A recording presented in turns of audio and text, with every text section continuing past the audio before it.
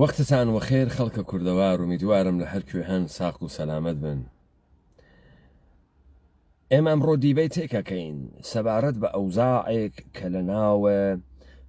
کۆمەلگای ژەڵەژیاگە ئەم سەرزەمینە کوردەوارە. ئێوە ڕۆژ لە دوای ڕۆژ بە خەبەر جۆرا و جۆر و بە اتفاقاتە جۆرا و جۆر شاهدینی. من مشخصەن ئەمڕۆ لەسەر دوو مەقولە کە پەیوەستی ئەەکەمەوە بە دیبەیتەکانە ڕابردوو قسە ئەەکەم لەسەر ئەوەی کە ئەمانەی کە بەناوە ڕەحبەرانە ئەحزاب منتەسەبە بە کورد دروست بووبن چ لە هەیکەلە پێشەوە و چ لە هەیکەلە سەرۆکە حزبی سەرۆکە حکوومەتە حەلیم و لە دوای ئەوە تەحریکاتێک کە لەم شێوە ئەکرێت کە ئەبێتە هۆی ئەوەی کە ئینسانە کوردی لە سەدح عمومی و ئەحساساتی جەریحەدار ئەوێت ئەم مەقولە ئێشێ بەڕەسیکەین و یەک بار بۆ هەمیشە چاوی پیا بخشێنین. دوێکە لەلایەنە دام و دەستگای میدیایی سپای پاسداران و فیلمێکیان دروست کرد لە اتفاقاتێک کە لە کاتە حملەیە داعش بۆ سەر هەولێر و حەلیم کەوتبوو و سوورەتێکی واقعی لەو دیمەنەیان تەسویر کردبوو و دایانیا بوو کە فرەیەک لە ئەم ئومەتی کوردیە ئەو بەشەی کە خۆی بە قەوم و ئیتنیک پێناسە ئەکات و ئەم کوردیەتە کەوت کەسە سەرشانی پێی بەری خوارد و ئەحساسی کرد کە تەوهینی پێکردیاگەن و پێی خۆش بوو کە جوابێک بدرێتەوە. تەبیعەتەن نە حکوومەتە هەرێم جورئەتە ئەم قسە ئەکات و نە مەسعودە بارزانی جورئەتەکە قسە بکات بۆ خاترەوەی مەسعودە بارزانی دەستنشاندە مەسعودە بارزانی دروستکرا و دەسە نەهاتهای ئەمنیەتە دەور و بەرە. من تێمە سەر ئەمە و ئەمە بەحسەکەم ئەمەی کە تۆ ئەم تەسویرە ئەوێنی و ئەحساسە بە حەقارەت ئەەکەی، ئەحساسە بە بچووکی ئەەکەی، ئەحساسە بە هاڕیاگی ئەەکەی، هەستە بەوە ئەەکەی کە خەریکەن تەوهین بە شعورە ئینسانی و مەقامە ئینسانی ئەەکەن. ئەمە داستانێکە کە ئێشێ یەک جار بۆ هەمیشە جوابە ئێوە بدرێتەوە. بزانن ئێمە لە دنیایەکا ژیان ئەەکەین تۆ محاسرە کریاگی لە ژێرە بڕێ چمکە وەکو کامە چمک وەکو چمکە ئاشتی خوازی تەوەجۆ ئەکەن وەکو چمکە ئاشتی و سڵح وەکو چمکە حقوق بین الملل United Nation يعني المتحدة يعني چی؟ يعني سازمان ملل متحد. تۆ ئیشە بزانی ئەم دنیا کە ئێمە کەوتگینە ناوی و ئەم جۆرە چمکانەتیا خەریکن کایە ئەکەن خروجیەکەی ئەبێ بەمە هەر مردمێتە کە مردمێکی ترا کە تجارەت بکات و بازرگانی بکات شەڕ ناکات. ئەمە ئەبێ بە کامە دەستاویز ئەمە ئەبێ بە دەستاویزی ئەوەی کە حەلیم و کوردستان لە داعش و گرتگە تا تورکیە پەیوەندی بازرگانی هەست. ئەمە ئەوێت و ئەوەی کە پەکەکە هەمان کار و هەمان پەیوەندیە بازرگانی جێبەجێەکە. ئەمانە شعارەکانە سەردەمە دنیای ئەمڕۆی نەئۆلیبراڵین دوای اتفاقاتێک ئەمانە لە قەرنە بیستومە پیا تێپەڕین. مشخەسەن دوو شەڕە جەهانی ئەوەڵ و دووەم، مشخەسەن شەڕە ساردە نێوانە بلۆکە شەرق و بلۆکە غەرب. ئەشە بین ئەمە بەڕەسی بکەین تا بگەین بە دوو فەرد، قازی حەمە داستانە جمهوریە مەهاباد و داستانە حکوومەتە حەلیم و ئەزمونێک کە بەناوە حکوومەتە حەلیم دائەنرێت بۆ ئەم ئومەتە کوردیە و بە ئەم مردمە کوردە ئێمە تێمە سەرە تەمامە ئەم مەسائلەوە بەڕەسیەکەم بۆ ئەم چمکانە بەکارەوەن. ئەم چمکانە کارکردی چییە؟ بزانە ئەکسەریەتە ئێوە ئەم چمکانە بەکارەوەن یا ئەوانەی کە مخالفەت ئەکەن تەکمەتنە کوردیە ڕاپەڕینە ئەم چمکانە بەکارەوەن بۆ خاتری ئەوەی ئێمە لە دنیایەکە خەریکین زندگی ئەەکەین کە بە تەمامە هێز و تەوانە خۆیان ئەمانەی کە کۆرپۆریشنن و ناوە دەوڵەتیان لە خۆیانۆنەیاگە گەرەکیانە جەهەن و ئینسان دوورۆ بکەنەوە لە سیاست معنایەکی نەبێت هەرچیشتە تەبدیل بکەن بە حەوزەیە فەرهەنگی و حەوزەیە اقتصادی. بەڵام تۆ ئەگەر بگەڕێتەوە سەر ئەوەی کە کارە سیاسی چییە و کارە سیاسی چه شکلیە وتعريفێ بکەیتەوە لە دەوڵەت ئەخۆیتە یەکسری تعاریفە پیچیدەیە کە هیچ کامیان جێگەی خۆی ناگرێتەوە و هیچ کامیان بە تەواوەتی ناتوانێت پاسخگوێت دەوڵەت یعنی چی یعنی کیانێکی هەڵساگ لە وجودە مردمێک لە چوارچێوەی جوغرافیایەک دانرێت ئەم تعریفە نەدروستە نەتەواوە و نە جێگەیە خۆی ئەگرێتەوە بۆیە تۆ ئێشێ ئەمە بەحسکەی بزانی چه اتفاقاتی تێپەڕیگە کە بەگراگەیگە حوزەیە سیاست و حوزەیە سیاستکردن چییە بزانن ئەوەی کە ئەمڕۆ خەڵکی ئێژێ سیاستکردن یعنی کڵاوبەرداری ساختەچێتی دزی و دەخەڵی سیاستکردن یعنی درۆزنی سیاستکردن یعنی فلان و فیسار ئەمە کارە ئەو کەسانەسەوە گەرەکیان بوو بە تجارەت و بە بازرگانی تەپ بدەن بەسەر دنیا مشخصاً وڵاتانە ئوروپایی مشخصاً سازمانهای جۆراوجۆر و نەهاتهای مختلفێک کە ئەمڕۆ نظام سڵتەی جەهانیان دروست کردگەن بە کۆنترۆڵە تجارەت و بە کۆنترۆڵە بازرگانی هێژەمۆنی و دەسەڵات و سڵتەیە خۆیان بەسەر دنیا سەپاندەگە پس ئەمە لەم نگاهە بازرگانی و تێت تەوجۆ بکەن لەگەڵ مەفاهیم و چمکەکانێک لە دنیای ئەمڕۆ کریاگەسە باو ئەمڕۆی تر وڵاتێک بە وڵاتێکی تر ئیعلانی شەڕ ناکات کەسێکی تر بە دوژمن ناوات یاڵەتە متحدەیە ئامریکا بەحس لە دوژمن ناکایتر ئەی باسی چیەکە جاران حوزەی سیاست حوزەی مشخصکردنە دۆست و دوژمن بوو بزانن تۆ لە ئابووریە لەگەڵە دووانەیە متەزادە تەکە یەکتریان ڕۆبەڕوویت لە حوزەی اقتصادا تۆ تەکە سوود وەزەرەر ڕۆبەڕوویت سوودکردن وەزەرەرکردن بزانن لە حەلیمە کوردستانە خەڵک وەختی قسەکە لە هەرچی بوارە لە کەلەمەی سوود استفادەکە مەسەڵێژە ڕاپەڕین سوودی هەیە سوود مەفهومێکی اقتصادیە نە مەفهومێکی ئەخلاقیە نە مەفهومێکی سیاسیە نە چمکێکی سیاسیە نە چمکێکی ستاتیکە یعنی جوان ناسی سوود مەفهوم و کۆڵەکەیە فەلسەفەیە اقتصادیە اقتصادە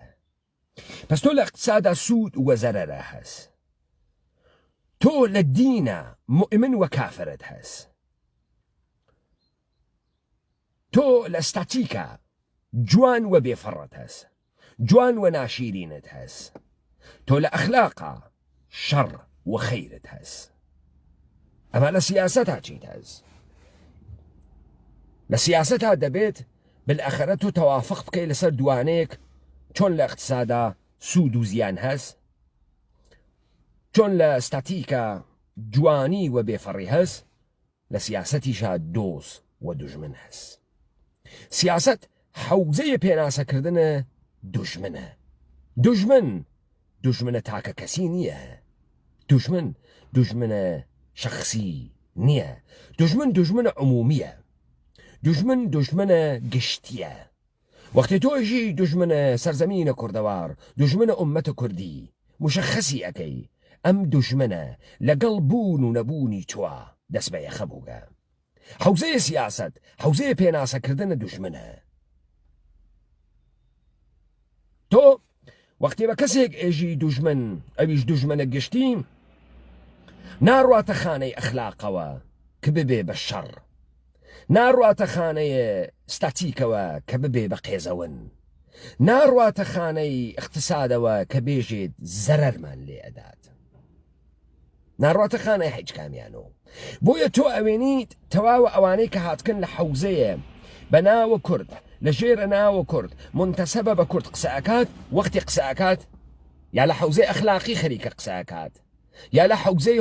حقوقی خەریکە قسەکات یا لە حوزەیە اقتصادی خەریکە قسەکات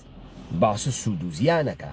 باسە ئەوەکە پولمان نییە باسە ئەوەکە موچەمان نییە باسە ئەوەکە کار ناکەین ئەمانە ئەڕواتە حوزەی چی ئەڕواتە حوزەی اقتصادی ئەڕواتە حوزەی حقوق ئەمە حەجێکی لێ ناکوڵێتەوە تۆ ناتوانی داوا بکەی لە ئینسانێک کە لە حوزەی اقتصادیە بۆ منفعەتی زیاتر خۆی باتەوە کوشت ئیمکانی نییە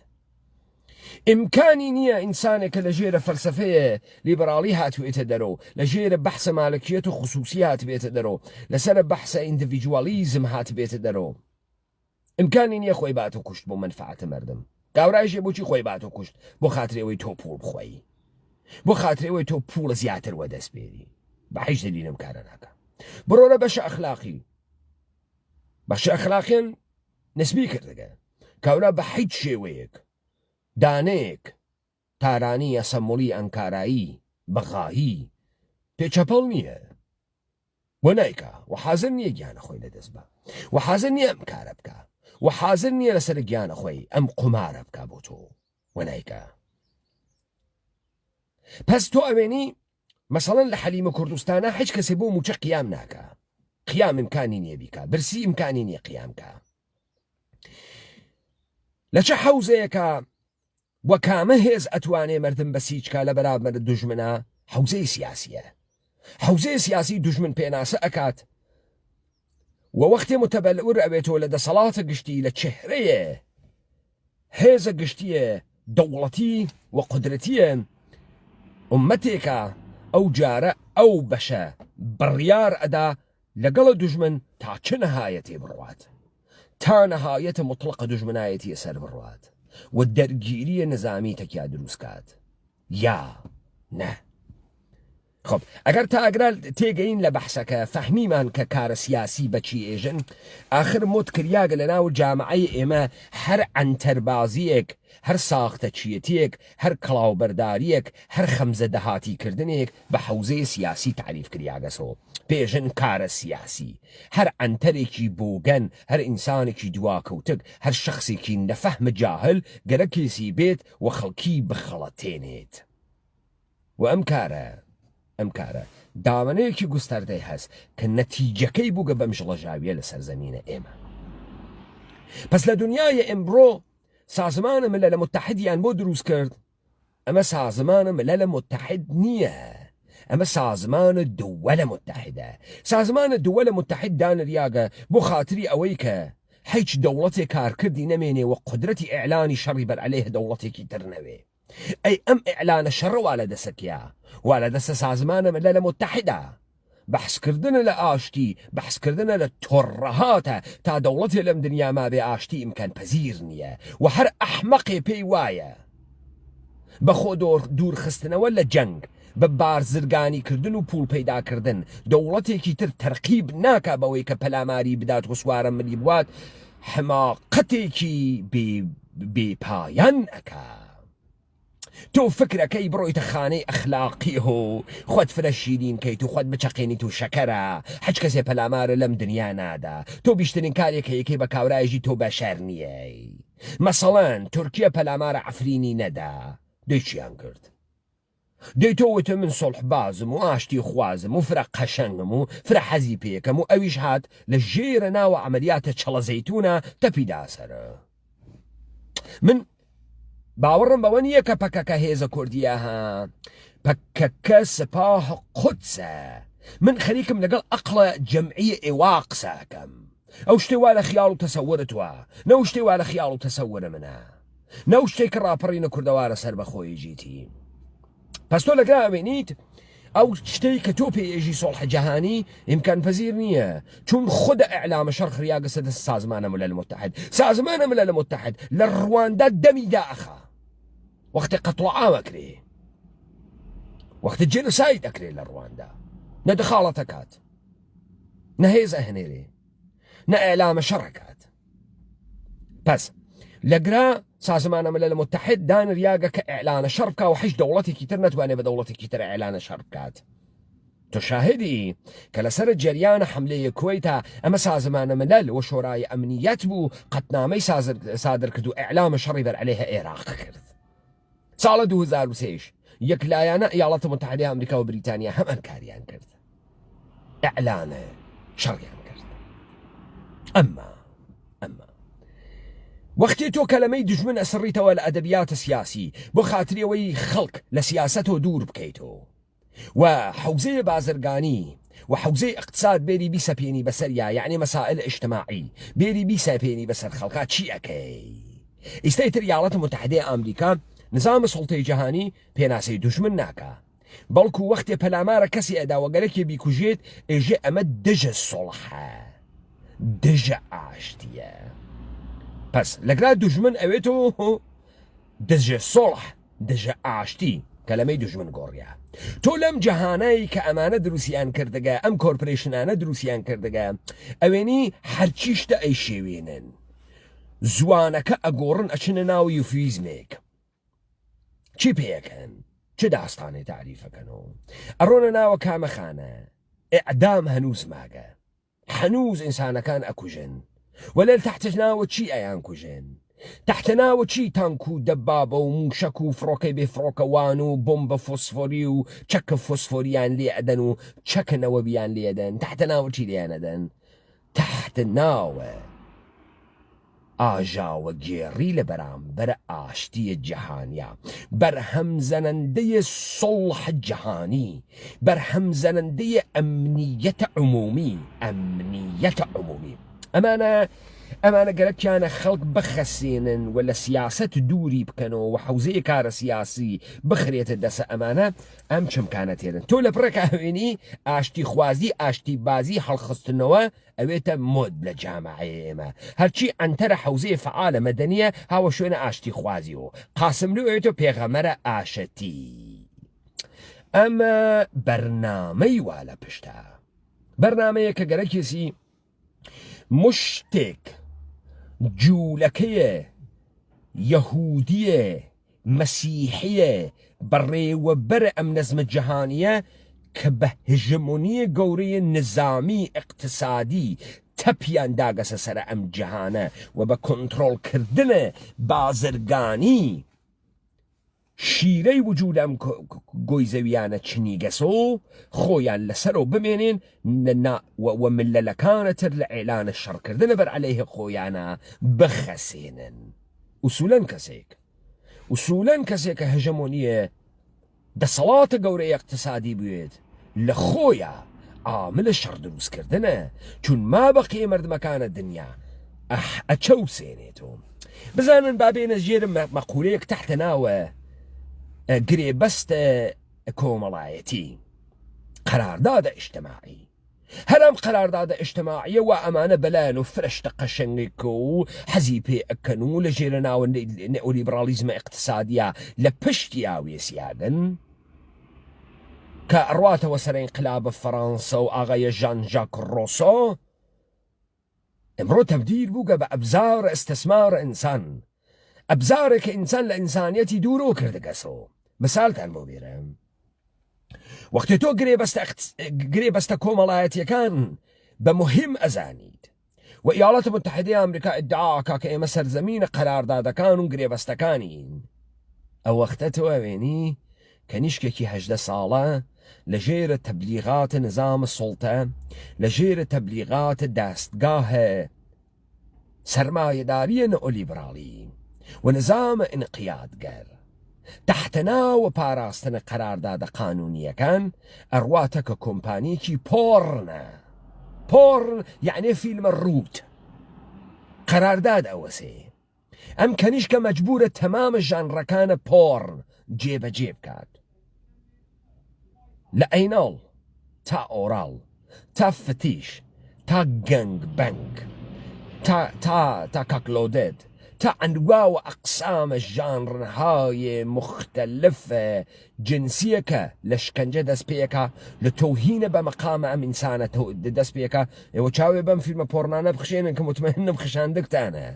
کەنیشکێ تێرن بەجارێ 5-6 پیاک دەوری ئەگرن ئەنواع و ئەقسامە تۆهینە بە مەقامە ئینسانەکەن ئینسان حاڵی بەیەگەخوا لە ئینسانیەتە خوای لە تفە دەم و چاوکردنی گرتگە تا ئەنواع و ئەقسامە حرەکاتە قێزەون ئەی بۆ لەم دنیای سەرمایەداریە کەسی هەڵناسێ بێژێ ئەمە تۆهینە بە کەرامەتە ئینسان ئەمە تۆهینە ئێژێ و کەنیشکە خۆی قەراردادی بەستگە ئەو کەنیشکە خۆی غەڵەت ئەکا قەراردادی ئەنووسێ کە لە مەقامە ئینسانی خروج ئەکا ئەو کەنیشکە غەڵەت ئەکا تحتە ناوە قەراردادە اقتصادی خۆی ئەخاتە ژێرە ئستثمار و خۆی لە مەقامە ئینسانی دەردێری تۆ حتا ئەگەر بگەڕێتەوە سەرە مەقولەیە ئەخلاقیەکانت منسان بۆی نیە ئازادی خۆی بۆ منفعەتە خۆی بفرۆشێ. پس تۆ ئەمێنی ڕۆک گرێبەستە ئیجتماعیەکان و گرێبەستە اقتصادیەکان عاملان ئەسڵی ئستسمارن. لەولاوە فەقرە، لەولاوە نابەرابەریە، لەولاوە ناعیداڵەتیە، لەولاوە هژمونە گەورەیی اقتصادی و سیاسی و نظامیە. ئینسانەکان کەوتنە سپێوژنین لەولاوە بە بومباردمەندکردنە زەهنیەت ئینسانەکان و گۆڕینە زەهنیەت ئینسانەکان، تەنگ ناخستنە زەندگی ئینسانەکان حەچیشتە ئەیان فرۆشن. ئەیفرۆشن، قەرنیەیە چاو ئەفرۆشن، بیلبیلەی چاو ئەفرۆشن، گلارەیە چاو ئەفرۆشن، گورچی لە ئەفرۆشن، پەنجە ئەفرۆشن، گوێ ئەفرۆشن، ئەندامەکانیان ئەفرۆشن وەکو سکراپیارد، وەکو ئەوراقیە ماشین. کاورا بووگەسۆ لەوازم یەدەکیە کەسێکی تر لە ژێرە ناوە ئینسانیەتە داوا ئەکەن تۆ ئەگەر مردی تەواوە ئەندامەکانە لەشە بدە بە یەکێکی تر، با یەکێکی تر بژی توام 100 ساڵە سیانەژیت. دەخۆ من ئەمبارە، دەخۆ لەشە ئینسانیە من ئەمبارە ئەوراق نییە، یەدەکی نییە بە خەڵکی بدەی. تۆ لەگرات تجارەت و بازرگانیەک ئەوێنی تا حد کاولیە ئینسان و شەیوارەگی ئینسان و کالاکردن تا ڕەوابەت ئینسانی زهوری کردەوە وجودی هەست. بۆیە من پرسیارم کرد ئێوە چی نافرۆشن؟ چی نافرۆشن؟ نەچی ئەفرۆشی تا بزانم چی قابلە فرۆش نییە. لە یاڵەتی میشیگان ئەمریکا گەر اشتباه نەکەم لەمانەی هەن کە ڕەحێم ئەدەنە کرایە، ڕەحێمە ژن ئەدەنە کرایە لەبەر خاتریەوەی سپەرمە پیاگێک لەگەڵ تۆخمەکەکەی خۆیان قاتیکەن و بیخەنە ناوە سکامە تا مناڵێ دروستکات. خانوو ئاغایەک قەراردادە وەسنتەکە ژنێکە وا احتیاجی بە پوڵە لەسەر 40,000 دۆلار ڕەحێمی بخاتە اختیاریان و لە دەورانە بارداری و لە دەورانە حاملەکی و لە دەورانە ئاوسبوونە ئەمان هەزینەی خورد و خۆراکی بن لەبەرەوەی مناڵەکە تەخزیەی باشوێت، سەقف و ماڵ و نان و ئەوانەی پێئەدەن. بە مەحزێ مناڵەکە ئێشێ بێتە دنیا، ئێشە مناڵەکە تەحویل بە. ژنەوە 40,000 گرتگە و 9 مانگ بە خێویان کردگە، وەختی مناڵەکە تێرێتە دنیا مناڵەکە ناداتە تەحویل ئەمانە. ئەمان شکاتی لێکە نەیوەنە دادگا. قەراردادی بەستگەیشە بیدات. دوای ئەوەی کە جەنجاڵێکی گەورە کەوێتە ڕێ لە دادگا کە ئێشێت و ئەم مناڵە بدەیت، سوعالی لێکەن تۆ بۆ ئەم قەراردادە خەیتە ژێرە پێ. تۆ خۆت مەگەرم قەرارداد تەنەوەست. ژنە هەڵەگەڕێت و ێژێ ئەو وەختە منم قەراردادمە بەست، نەمزانی چه ئەحساسێکم بەم مناڵە هەست. وەلێ ئیستە کە هات کەسە دنیا و گرتمە باوەش، ئەحساس دایکانە مەزوە ناتوانم تەحویلی بە. پس تۆ دیت قەراردادەکان خۆیان بگون بە عامل ئەستسمار ئینسان. ئەنچێ کە تۆ تەحتەنامە گرێبەستە ئیجتماعی و دەوڵەتهای کۆرپۆرێشنیە غەربی بەحسد ئەکرد، ئەمڕۆ ڕووی گەسەناوە ئەم حەوزە هەرچیش تافرۆشێت. ڕابەتە فیمابین ئینسانەکان، عاتفە، عێشق، ڕۆمانس، هەرچیش تافرۆشێت، هەچێک نییە کە نەفرۆشێت. علم، دانش، ئەخلاقیات گشتی ئەفرۆشێت. پس ئەگەر ئێوە خەسیا قسە ئەکەن دنیای ئەمڕۆ خەساندگتانی. بۆیە ئێوە تعریفێکتان لە حەوزەی سیاسی نییە. کارە سیاسی چه شکلیە؟ کاورا ئێژێ هەڵسوڕاوەی سیاسی چییە؟ کەرخۆلە؟ کەرخۆل یەک شتێک ئێمە وسا سەرێ تیژێکی بوو بزمارێکی تایبەتی تیا بوو بەنێکمانەوەست و دۆری و فڕەمانەدا سوڕیاوە. هەڵسوڕاوەی سیاسی کەرخۆلە، سوڕە خواتەوە دەورە خۆیە. یعنی چی هەڵسوڕاوەی سیاسی؟ چی ئەکا هەڵسوڕاوەی سیاسی؟ ڕەهبەر کیس؟ ڕەهبەر کیس؟ ڕەهبەرانە کورد کین؟ تعریفە ڕەهبەر چییە؟ دوژمنە کورد کیس. ئەگەر کارە حەوزەی سیاسی مشخصکردنە دوژمنە کە ئەمڕۆ تۆ ئەوێنی خودە سازمانە ملل متحد دوای 2 جەنگ جیهانی خۆی عاملە ئەو قودرەتەی وا لە دەسا کە ئەمانە چین 5 کشوەرن: رووسیاس، ئەمریکاس، فەڕەنساس، بریتانیاس و چینە. ئەمانە بە نێرەکەری ئەتوانن ئیعلامە جەنگ بکەن بەت عەلەیهە تەمامە دنیا. و لە هەر کوێیەکە کە مەیلیان بێت تەب بەنە سەرە مەردەم چۆن ئەمانە حەوزەی سیاسیان ئەچووە ما بەقەی دنیا لە سیاست دوورۆ کریاگنەوە و ناتوانن تەشخیص بان کە سیاست چییە تۆ وەختێ ئەمەتە نەفەهمی ئەوەختە نافەهمی کارە سیاسی ئەوەسە کە تۆ دوژمن مشەخەسکەی دوژمن و دوژمنایەتی خۆی ئەر ئەمێنێت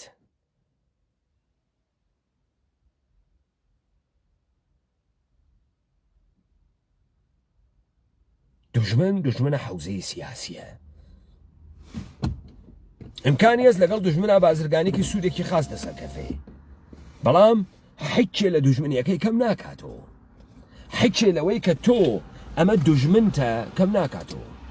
بزانن ئێوە حەوزەی خصوصیتانتە کە حەوزەی عمومیە قاتی کردگە کاوراتوانێت لە حەوزەی خصوصی و خۆی حەزب کا بە جوولەکە حەزی پێ بکە بەڵام لە حەوزەی عمومی و ئومەتە کوردیە ئەمە جوولەکە و ئەدیانە ئینقیادگەرە ئیبراهیمی و دەستگاهای وابەستە بە ئەوانەنە کە دوژمنە جەهانە کوردین وەگەرەکیانە ئینسانە کوردی و سەرزەمینە کوردەوار نابودکەن ئەمەی تۆ لە حەوزەی خصوصیە چۆن فکرەکەی تۆ مشکڵە خوەتە مشکڵە ئومەتە کوردی نییە ئەوەی کە ڕاپەڕین خەریکە دایئەنێ بۆ ئەووەڵین بار اتفاق سیاسیەکە کە لە سەرزەمینە ئێمە کەوتگە ئێمە حەوزەی دوژمنمان مشەخەس کردگە جا ئەم دوژمنە بە دیسکۆرسەکەی وا لە ناوە ئێمەیشە کاورا وەکو ئێمە قساکە شکڵە ئێمەس ئەمما دوژمنە ئێمەس بۆیە کوشتنی لە منزەرە ئێمەوە کارە درستە کارە بسیار درستە و تەسمیمە درستە سیاسیە تەسمیمە درستە سیاسیە ئەگەر تا ئەگرا تێگەین لەم مقدمە تێگەین گەوج نەمان من تێمە سەرە داستانێک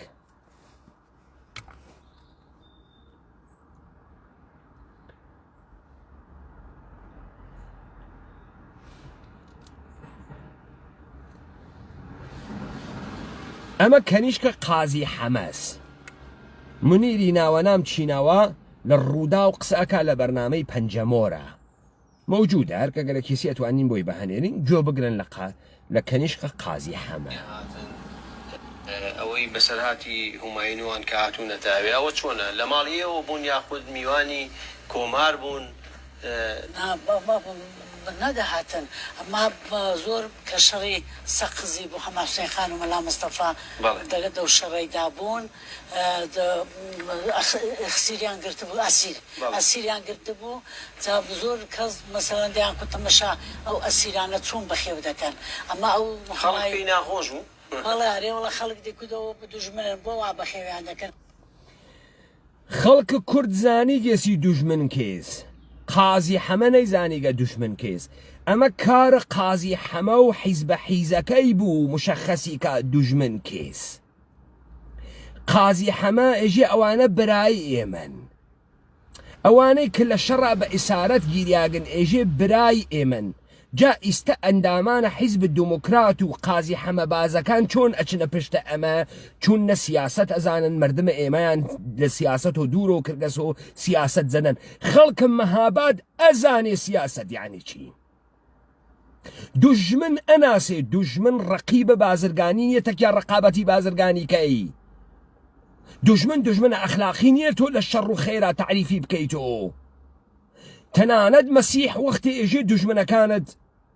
دوژمنی تەکامەکەوە بیان وەخشە منزوری دوژمنی شەخصیە نە دوژمنە سیاسی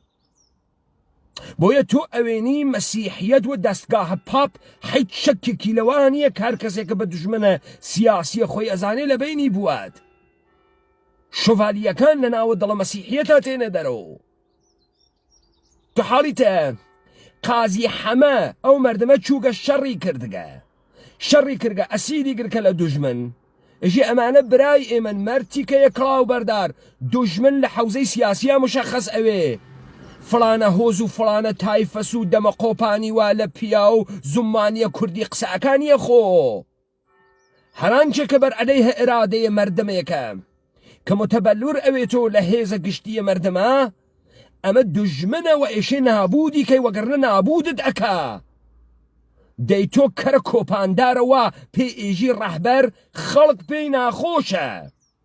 بۆیە جنازەکەی لە مەهابادا ئەوە هەڵمەلۆقەکە یەک هەفتە کەس ناڕوا بە شوێنە جنازەکەیە چون ئینسانە متەنەفرێکە خەڵکی قینیان تێنی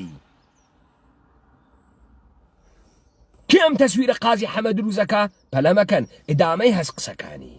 ئەدامەی هەست قسەکانە مونیر خانەمە کەنیشکە قازی حەمە بۆ ئەم سداقەتە بەکارەوە مونیر خانم چون ئەویش گەوجێکە کە گەوج کریاگە فکرەکان قسانەیەکە فرە قەشەنگە چون دانەیە دانانە هات کە بێژێ ئەمە دقیقە نیشانەدا کە قازی حەمە کیس گوێبن ئەسیریانی ئەوانە ئەسیری من ئەمە دەبێ بە چاوی برا تەمەشایەکەین و دەبێ قەدریان بگرین خۆ نابێ بێ احترامیان پێ بکەینە خدای نەخواستە سوکایەتیان پێ بکەین ئەمە ئەوەی کە ئەلانکەنە باسی ئەوانە برای ئێمەن و ئەسیرە ئێمەن و دەبێ قەدریان بگرین و دەبێ پەرواریان کەین و یەکی ژنێ بخەینە باوەشیان و خواهڵی ناگریت و ناوێ بێڕێزیان پێ ڕێزیان کورە تو تەواوە وجودت بێڕێزیە بفەهمن ئەمە بێڕێزیە بە ئومەتێک ئەمە بێڕێزیە بەو مردمەی کە حاضر بوو گە ئەسلحەی گرکەسە دەسۆ ئەو کیانە بۆ خۆی لە هێزە گشتی خۆیان تعریف کاتۆ تۆ هەناردن تەسە مەدانە شەڕ خەریکی بێڕێزی پێەکەی خەریکی تەوهینی پێەکەی تۆ وەختێ لەم حەوزە دوژمنت مشەخەس نەکردگە چۆن کارە سیاسیەکەی مەرتیکە هیچ دەی تۆ ئەم جمهوریتە لەسەر چی دانیاگە هیچ بەر ئەساسە چی دادنیاگە هیچ دەی تۆ فەرقە چیەتەکە دیگەرانە هیچ ئەمانە گشتی برای تۆمەگە نیەن ئەمە ڕقابەتە بازرگانی ڕازەکە لە ڕقابەتە بازرگانیە کەس ناکوژی لە ڕقابەتە بازرگانی کەس ناکوژی ئەمە حەوزەی سیاسی ئاغا ئێوە ئەفەهمن ئەم سەرزەمینە ئێمە ئەم بەشەی وا قەتیسیان کردگەکردیان و قەومە کورد ڕەجۆلە سیاسی تیان نییە نەیبووگە مشتێ حیز و دزە تەوسعە پەیان نەکردەگە بنەجوویان کردگەوە هەیکەل بۆ کورد ئەفەهمن ئێوە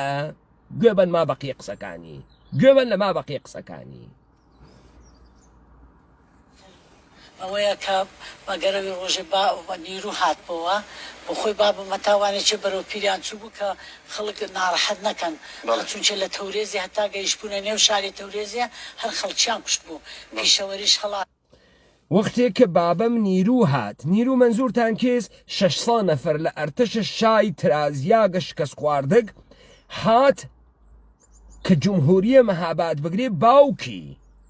لە مەهاباد و چووگەسە مەراغە یا میاندووا شتێکی وایەژێ میاندووا وە کوشتی چوتان میاندووا و چووگەسە ئستقباڵە ئەرتش بەرەو پیرە ئەرتش چووگە بۆ لەبەر خاتری وێ ئەرتش لە تەورێز خەڵکی کوشت کە خەڵک نەکوژێ تۆ کارە سیاسیت مەگەر نەکردگە تۆ مەگەر نەهاتکی بێژی من هەیکە لە کوردیم دروست کردگە دەوڵەتە مەرتیکەی پۆفیوز بە عنوانە ڕئیس جمهورێت و چۆن ئەڕۆیتە ئستقباڵە نیرویە دوژمن چۆن ئەڕۆیتە ئستقباڵی مردم تا ئاخرین دەقیقە وێسیاگە ئەسلحەی گرکەسە دەسۆ تەوەجۆ بکەن لە فیدبەکە مردم بەرامبەر بە قازی حەمەی خائنە بنە جوولەکەی نادروست گوێ بگرن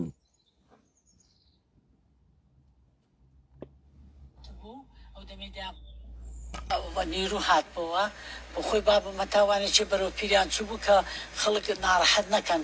چونچە لە تەورێزی هەتا گەیشتبوونە نێو شاری تەورێزیە هەر خەڵکیان کوشت بوو پیشەوەریش هەڵات بوو ئەو دەمێدایان کو 28,000 نەفەر کوژراوە جا بابم بخۆی تا ئەو لای میاندواوانە بەرەو پیریان چوو هەتا هێنانێ نێو شاری سابڵاغە کوتیەوە هەردێک ئەمە من نەموتها ئەمە کەنیشکە قازی حەمە وتیها بۆ قازی حەمە بازەکانە بنە جوولەکەیەک هاتکن ومەت و کوردی نابود بکەن خاس گوێ بگرن کەنیشکەکە ئێژە تا میاندووا و چووە ئەستەقباڵە ئەرتش کێ ڕئیس جمهورە کۆمارە مەهاباد ڕئیس جمهور کۆمارە مەهاباد چووە ئەستەقباڵە ئەرتش نە شەڕی کرد نە دەرگیر بوو نە تەزادێکی بوو چووە ئەستەقباڵیان گوێ بگرن لە زیندانێژی هەموو عالم دەزانێ ئەو وەزیر و شتەکەی کۆماری دەچوونە پێش بابم دایان تۆ پێت کردون بابم دەیفەرموو بەڵێ من پێم کردوون ئەوانە هیچی گوناهبار نین چاو دەمەوە ڕۆژەکەی کە هاتبوو ماڵێ لە زیندانی وەزیرەکان دەڕۆشتن دایان گوت تۆ پێت کردوین دەیگوت ئەرێ من پێم کردوون ئەوانە هیچیان تاوانبار نین ئێستا تۆ ئەزانی بۆچی باوکە عەبدوڵای موحتەدی ئێعدام ناکەن بۆچی باوکە عومەر عەلیخانی زادە ئێعدام ناکەن بۆ چون ئەمانە گشتی قازی حەمە گرتیە ئەستۆ وان نییە داستانەکە وان نییە من پێتانەژم داستانەکە چۆنە سەگەرە کێسی بێژێ خودە ئەوانە چووگرنتیانە تۆ بۆ ئەم کارتە کرد تۆ بۆ تەسلیم بوویت ئەمیش هەڵگەڕیا گەسۆوت کێسی هەر من بووم و من وادارم کردن ئەمانە گشتی مشتێ مناڵە خەڵەتیاک بوون و من خەڵەتاندنم و من کڵاوم یاسەریان و تخوا کارتانەوەوانەوە نەوێت و هەر کارتانەوە منەوە بێت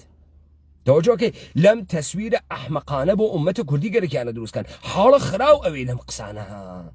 تۆزی ئەقڵە بوێ حاڵە لەمە خراو ئەوێت تۆزی ئەقڵە بوێ وەکو سەحنەی کارتۆنەکە هەست لە پڕێکە تام و جری ئەدات لە پڕێکە پشیلەکە یاسەگەکە ئەحساسەکە کەرە تەسویری کەری بۆ دروست ئەوێ ئەحساسەکە کەری یعنی تۆ ئەحساسەکەن کەری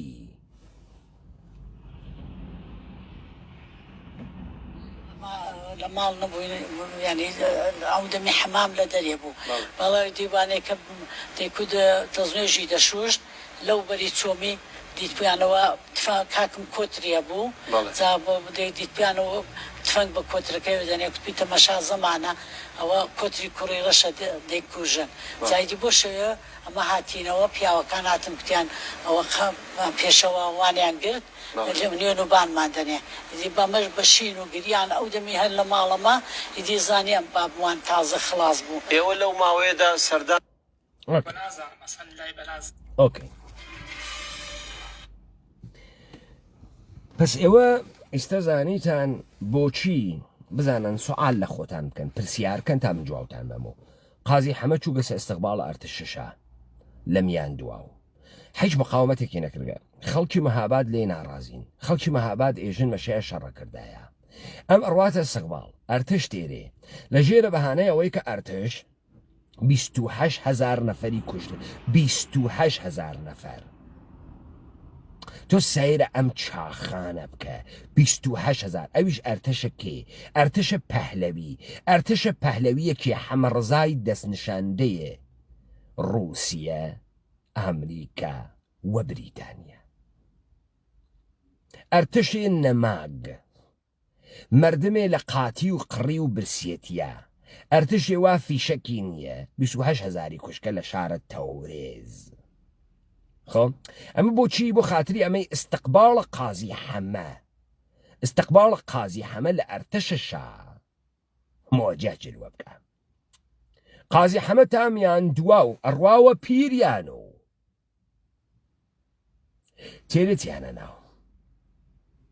ئەی بۆ شا ئەعدامیەکە سوالکەن لە خۆتان بزانن ئەگەر ئەم حکوومەتەی مەهاباد خەتەرناک بووایە شا ئەهات قازی حەمەی ئەهێشتۆ احترامیشی ئەگرت پۆستی حکوومەتیشی پێدا ئەی کردە خوێڕیبازی تا خەڵک بیوێنێت تا میزانە خوێڕیگەریە قازی حەمە دەرکەوێ ئێوە هەر کامتان من ئەو کارەکەن لەبەرە ئەوەی جمهوریە مەهاباد تڕۆکەی ئەشی قازی محەممەد تڕۆکەی دەی قازی محەممەد بە کوشتن تڕۆ بوو یا بووە قەهرەمان سوال بووە قەهرەمان بووە قەهرەمان قازی محەممەد ئێشێ بکرێت و قەهرەمان و کۆمارە حیزە مەهاباد ئەتەوەجوەکەن بۆ خاتری ئەوەی کە تۆی کورد هیچ وەخت توانە تەشخیص دوژمنە نەبێ دائما تەسلیم بووک دائما سووک و بێ ئەخلاقی حەوزەیە ئەخلاق و سیاست و اقتصاد و زیباناسی و مذهب و دین و ئاین قاتیکەیتە کە سیاسەتە قاتیکەی نەفەهمیت ئاغا یان هیچ کەسێ دڵی پێوە نییە بڕواتە شەڕ ئەمە قدرەتە حکوومەتیە و شەق مەردەمە هەنێرێتە شەڕ ئەو بڕیارە شەڕەدا ئەو ئێژێکێ دوژمنە و ئەو ئەیان هەنێرێتە شەڕ ئەو حاڵتان بوو حزور قازی محەممەد مەگەر کارە سیاسی نەبووگە مەگەر دروستکردنە کۆمارە مەهاباد کارە سیاسی نەبووگە مەگەر ئەمانە ناژن ئەم حیزمانە کارە سیاسی ئەەکەن تەکە کیە بۆ کێ چۆنی ئەەکەن کامەسە تۆ ئەگەر دوژمنە پێناسەکردای چۆن تەکە دوژمن ئاڕۆیتە ئەستەقباڵی چۆن خۆهەیەتە بازرگانی نەهاتگە چۆن ئەڕۆیتە ئەستەقباڵی چۆن شاری تەسلیمەکەی چۆن دەسەڵاتی تەسلیمەکەی چۆن تەکیان ناکەویتە شەڕ چۆن پەلاماری نادەی تۆ ئەسیرەکانیش کە ئەیگری ژنە خەیتە پاڵیان دەی ئەمە چۆن ئێمە لە حوزەی سیاسیە قسەکەین کاورا ڕواتە ناوە حوزەی ئەخلاقم مەزهەبی تۆ ئەفەهمی تۆ کەرە کوێی لەکوێ هاتکی تۆ وەم کەرە ئەیکەی فقط چوار بزنە وەکو خۆت حەزی پێیەکە ئەنا بۆ دوو پیای ماقوڵ بیکە بۆ دوو ئینسانە فەهمیدە بیکە بۆ ئەوانەی کە ئەزانن سیاسەت یعنی چی بیکە هۆهۆ لێەکەن گوایە ئێوە فکرەکەن بە گەلە کۆمەی بزنانە لە ئومەتە کوردی ئەتوانن بیوەنەوە بە یۆمنە تەبلیغاتە دەوڵەتە ئێران دروستکردنە قەورە بۆ قازی محەممەد دروستکردنە هەیکە لە حەزبە دموکرات و هێشتنەوەی بە کوشتانە کوڕە مەردەم هەڵیتان بوو تێڵنیوە تۆ ئەمە نافەهمی لە خیاڵستانە جەمعیە ئومەتە کووردا ئەمە تفاقەکە فێ ئەچێ سرودێکی حیز دروستەکە بەناوە سرودێکی حیز جوولەکەیەکی حیز لە خۆیان حیزتر دروستیەکە بەناوە ئەی ڕقیب هەرماوە کە قەوم و کورد زمان نایشکێنێ دادەرە تۆپە زەمان مەرتیکەی پەدەر سوختە کڵاو بەردار ئەمە سرودە ملیە ئێشێ بیکەیتە ناوە حەڵقە سرودە ملی قەومە کوردزمان قەوم ئەژدادەتە قەوم جەد و ئابادەتە قەوم وجودەتە بێشەرەفە جوولەکە لەگرا ئەمانە دروست کریاگەن کە کورد بکەنە قەوم تمام تاریخ ئێرانە بۆ ئەکەن تمام ئێرادەی دەوڵەتە بۆ ئێران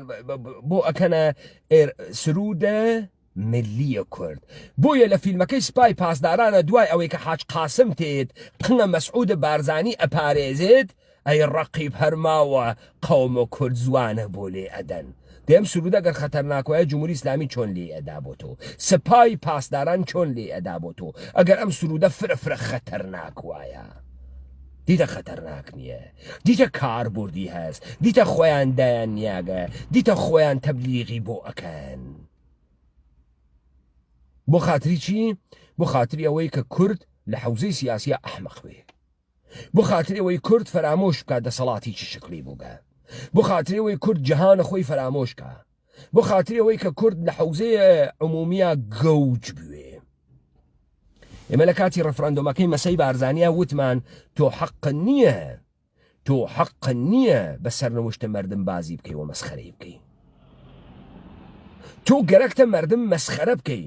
تۆ گەرەکتە شتێ بە ناوی سەربەخۆیی مەسخەرەکەی تۆ دروست کریاگی و هەیکەڵە حەلیمە دروست کریاگە ئەم بەشە لە کوردەوارە کە کردیانە بە قەوم ئەحساسە حقارەت وە بچووکی بکە ئەحساسە شکست و تەوهین بکە ئەها دەنگە دەرنایەت و کار ئەوەسە تۆ بۆ ئەوێ دانریاگی تەسویرێ لە فەحەیی تەسویرێ لە بۆگەنی تەسویرێ لە فەساد لە ئێمە ئێرائە بدەی تا خۆمان بە خۆمان تف بکەین وەقینمان بێ لە خۆمان تۆ بۆ نایتە دەنگ چون تۆ بۆ ئەوە دروست کریاگی قرار نییە تۆ بێتە دەنگ تۆ دروست کریاگی وەکو قازی حەمە من ئیستا قسەی کەنیشکەکەیم لێدا دا پدەرسەگێکی حیزبی دموکرات بێت وەکو بەشەر دانیشێ لە منزەر سیاسی و ئەوە تەوزیع بە نەڕواتە خانەی ئەخلاق سیاست خانەی ئەخلاق نییە ها سیاست خانەی اقتصاد نییە ها من دەرمەوردە ئەمر سیاسی خەریکم قسەکەم چون وجودە ئێوە ئەشێ پرسێکی گەورەی فەلسەفی بێت کە بتوانێت لە چوارچێوەی سیاست و ئەمر سیاسیە متەبەلور بێ و تەبدیل بێ بە ئێرادەی ئومەتە کوردی کوە گەوجە و لاژە لاژ و ئەحمەق بازی مردم ئێمە ئەحمەق بووگە بەم کەلەماتە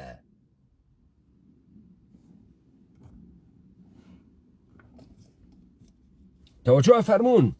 ئەمە داستانێکە کە بەسەر سەرزەمینە ئێمە هاتگە حزور ئەم ئەحزابانە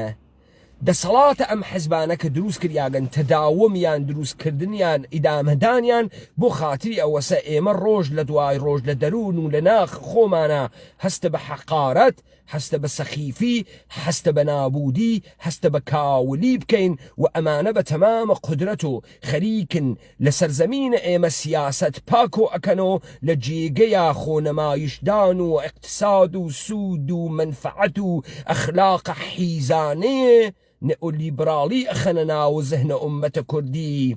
و نظام سڵتەی جەهانی ئیعلامە شەڕی بۆ خۆی پاراستگە لە هەر کوێمەیلی بێ ئیعلامە شەڕەکە لە هەر کوێمەیلی بێ پێناسە ئەکات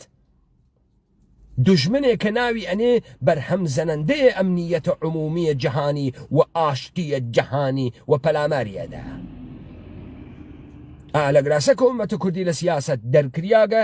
تعبیر و تەفسیری لە سیاست نییە و لە بینەچێ راپەڕینە کوردەوارە سەربەخۆ بۆ ئەوەڵین بار تعریفی کردەوە کە جەهانە ئینقیاد دیگەریە ئینسانە کوردی و جەهانە کوردیە هەر کەسێک گەلە کێسی سڵتەی ئینقیادگەرانە بخاتە سەر ئینسانە کوردی کورد لە مەفهوم و چمکە سیاسی چمکە فەلسەفی بچوو کاتەوە بۆ قەوم دژمنە جەهانە کوردی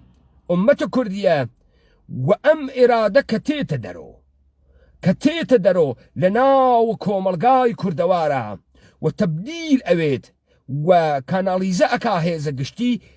ئیعلامە شەڕی کردگە بەر عەلەیهە دژمنە کوردی و تا نابودیەکەی لە پێدا نانیشێت جا تۆ حەزەکە دەمە قۆپان کە مترم پێت 3 متر حەزەکە جامانە بوەسە دەم 3 متر پان کەرەوە هاتەوەتەوانی و حەژەمەتەوانی و ئەوانە قسە بکە وەکو مامر ئەڵکەین و تەنافت دارا و تۆپێنین هەڵی هەی چون ئێشێ خەڵکە کورد و ئومەتە کوردی بزانێ دژمنەکەی کیس کار سیاسی مشخصکردن دژمنەوە ئێمە مشخصماکردن ئێمە ئەزانین لەگەڵ کیا تەرەفین و تا نابودیە دژمن بە هەر شێوەیەک بە هەر ئەبزارێک لە پێدا نانیشین تەوەجۆکەن ئێمە ڕقابەتە بازرگانیمان تەکە دژمنانیە ئێمە بەحسە ئەخلاقیمان تەکە دژمنانیە و قەزاوەتە هیچ کەسێ لە زەمینەیە دژمنی و لە زەمینەیە شەڕە ئینزمامەیەکا کە ئەکرێت نەقبوڵیەکەین نە بۆمان مهمە نە ورودی پێ ئەدەین ئێمە کێشێ شەخسیمان تەکە کەسێکان نییە ئێمە لە حەوزەی سیاسیە تەکە دژمنە سیاسی خۆمانە ڕوبەڕووین وێ بەرخوردی تەکاکەین ئادرسە ئینحرافیدانە بە کورد ئەمەی کە ئەمڕۆ ئینسانە کوردی ئەحساسە حقارەتەکەوە دەوڵەتە ئێرانی گەرە کێسی چەپ و ڕاست بیواتە وادیە شەرواڵ و دەمە قۆپان و کۆپان و جل و نازانم جل و بەرگ و حکوومەتە حەلیم ئەو گەوادانەی حکوومەتە حەلیم دانریاگن لەوێ لەبەر خاتری ئەوەی ئێمە لە سیاست دوورکەنەوە ئێمە لە وجودە خۆمان دوورکەنەوە مشتی هاڕیاگە خەسیاگە فاسدە مرۆڤ اقتصادیە قنگپارێز لێمان دروستکەن کە هەرچی شتە لە سوود و زیانە ئەوێنێت لەگەڵ کاورای سلێمانیە قساکەی بەحسە سیاسەتەکە ێژە سوودی هەزیا سوودی نییە بەحسە ئەخلاقەکە ێژە سوودی هەزیا سوودی نییە بەحسە خۆراکەکە ێژە سوودی هەزیا سوودی نییە هەرچی شتە وەکاری ئەوات مەفهومە اقتصادی و ئابووریە نە مەفهومە ئەخلاقی بەلاوە ماگەم نە مەفهومە ستاتیکی بەلاوە ماگەم نە مەفهومە دینی و ئاینی بەلاوە ماگەم نە مەفهومە سیاسی ئەناسێ بۆیە هەنێ دەمە قۆپان لە پێی بۆگەن وەختی ئێمە قساکەین فکرەکە ئێمە تاکین قساکەین نا ئێمە ئێرادەی ئومەتە کوردین و متەبەلور بووگە لە مەتنە خۆیە و ئێمە بڕیارە دەین ئێمە مشەخەسیەکەین کێ دژمنە تۆ لە حەوزەی خصوصی تا حەزی پێیەکەی حەزی پێ ناکەی ڕۆژی چوار جوولەکە سوارە خۆتەکەی و مشکڵت تۆس لە حەوزەی عمومیە کارە ئێمەس مشەخەسکردنە دژمن و جێبەجێیەکەی پس داستانەکە کە ئەگاتە ئەم خانە وەزریکە زریک و چیقە چیق ئەوێنن ئەوانە دقیقەن کارمەندانە دەوڵەتەکانە منتەقەن گەلێکیانە کورد لەم قەتیسماگیە بێڵنەوە کورد بەم میزانە ئەحمەق بێڵنەوە کە کورد نەفەهمێ چه خەوەرە بنەماڵەی بارزانی حیزە کوڕە حیزە جوولەکەیە بنە جوولەکەی گەوادن بۆ ئەویشە دروستکریاگن و نان ئەخۆن کە ئەحساس حقارەت و فەساد و ڕزاڵەت بن بە ئومەت کوردی و داگیانە و بسیار سەرکەوتوو بووگن لە کارەکانیانە ئەگەر لەم ڕۆژانە فیلمە تەجاوزە بە مەسرورە بارزانی و نێچیرە بارزانی و مەسعودە بارزانیش هاتە دەرەوە ناوێت کەسێ ناڕەحەت بێت چون وتکیانە ئیسە ئەم دەفە قەشەنگ بێدانیشە تا سوارەق نەبووین خەڵک بوێنێ حاڵی بووین و ئەوان ناتوانن نێژنە کاریانەوەسە جوولەکەوە ناوگەڵ دنیای گرتگە و ژن و پیاگیان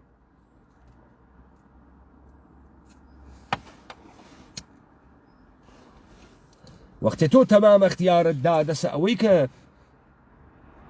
داگیرکەرانە ئەم سەرزەمینە بێن بۆ تۆ سناریۆ سازی بکەن تۆ لە ناوە سناریۆ سازیەکانە فقط قژەڕنیتەوە پۆپەڕنیتەوە وەختێ تۆ مەسئولیەتە نەگرتاوەدا وەختێ هیچ هەیکەلێکی عمومی لە ئێرادەی تۆ متەبەلور نەبووگە تا بتوانێت ڕێگەی تۆ مشخصکە و تۆ لە مەسیرێکی دروستە هدایەتکە کە تۆ بفەهمی بەرەو کوێ خەریکی ئەڕۆیی بۆیە ڕاپەڕینە کوردەوارە سەربەخۆ ئەم پلانانەیە دەوڵەتە ئێرانی دەوڵەتە تورکی دەوڵەتە عێراقی و دەوڵەتە سووری باتڵ ئەکاتۆ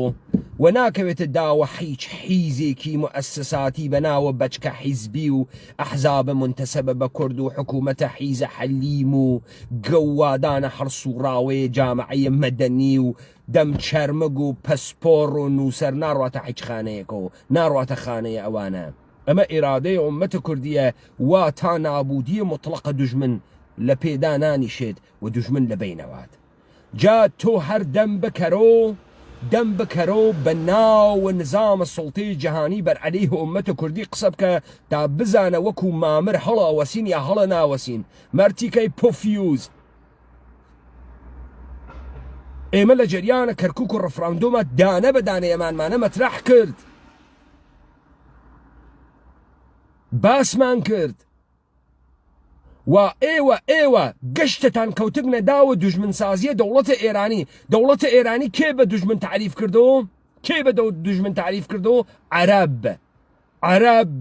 عەرەبی بە دوژمن تعریف کردەوە بڕۆ هەردەمە قۆپان لە پێیەکی بۆ گەن ئەوێنی ئەو جە دوژمنایەتیەکەی تەکە عەرەبە تەکە ئیسلامە هەمان کارەکە کە بۆ دەوڵەتە ئێرانی شێبی کات ناڕواتە سوراغە ئەدیانە ئیبراهیمی ناڕواتە سوراغە تورکە خەزەریە یەهود جوولەکەی ئانوسیە ئێرانی جوولەکەی عێراقی جوولەکەی سووری ڕواتە داوە ئەو دوژمنانەی کە دروست کریاگەن کێز ئەو دوژمنە ئەوەی کە ئاخوندزادە بۆی دروست کرد مەجموعە ئادەمیەتە